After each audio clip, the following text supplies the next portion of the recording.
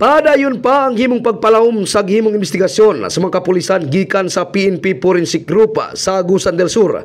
Lakip ang Provincial Investigation Unit ug mga personahe sa Trinto Municipal Police Station pinaagi sa pagmugna og Task Force Group. May kalabutan sa nahitabong pagpatay sa usa ka purin nasyonal niadtong nakalabay nga semana.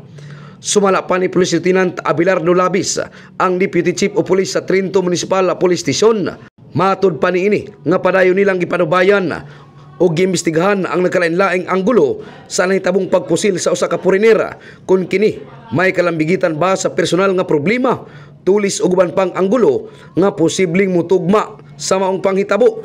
Nagkandakta og in-depth investigation ani sa pagkakaron ang atong mga personahe, nag-monitor na karon sa areas og nag-interview sa mga kaila ani og kauban atong biktima. Mahinumduman nga niadtong Pitsa 2 sa Pebrero alas 9:45 ang takna sa kagabhion gipusil ang biktima nga mao si Ralph Eugene Manikil gamit ang usa ka homemade nga shotgun sa wala mailing suspek diha mismo sa usa ka iladong resort dinhi sa lungsod sa Trento.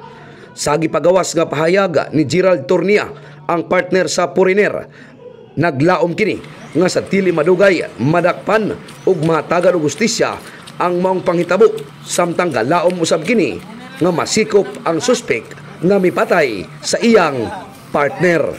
Actually sir, sa ako adjod much better gid ko na jud madakpan sir.